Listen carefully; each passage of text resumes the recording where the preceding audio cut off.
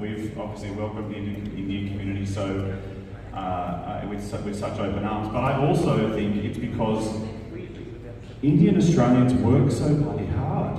I mean, they've got things to do tonight. They're busy. They're entrepreneurial. They're working to make a better life for their own families. And I have to say that the Indian community for me, or Indian culture for me, is actually very. It sort of goes to my core, and it is very important to me. And I don't say that as a soundbite, as an aspiring politician, but it's as I don't know how to put this. The work ethic of the Indian community and the Indians that I knew growing up as a young tyke were very influential on me. My dad was 17 when I was born, and he worked, his first job when I was a kid was working for an Indian banana farmer in a little town called Woolgoolga. And Woolgoolga, for anyone who doesn't know, has about a 25% Sikh or Punjabi Sikh population. So my neighbours on both sides were Sikhs, were Indians, and Woolgoolga is also the place of the very first Sikh temple in Australia.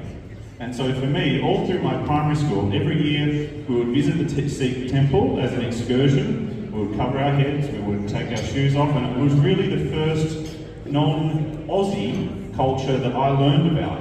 And my first best mate that I remember was a little guy named Sunny Singh who lived next door. We used to eat bananas together because his dad was a banana farmer as well. Anyway, look, later in life, I also had the pleasure of working for one Barry O'Farrell when he was Premier of New South Wales.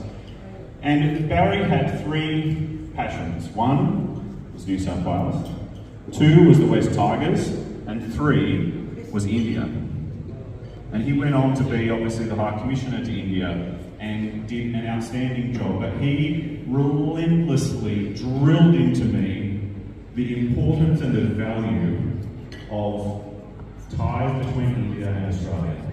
He could see the cultural benefit, he could see the economic benefit, and he worked tirelessly to improve those ties between our two people and our two cultures and our two economies. And I learned a lot from him about that too. So, look, in closing, I want to thank Joe, and I want to thank people who've come before Joe, who have worked and other people in this room, including our acting High Commissioner from India as well, who I've had the pleasure of sitting next to, but who have worked so tirelessly to improve those ties between our countries, our cultures, and our people. And long may it continue, Joe. I'll happily invite a few extra people for you next year. We'll have a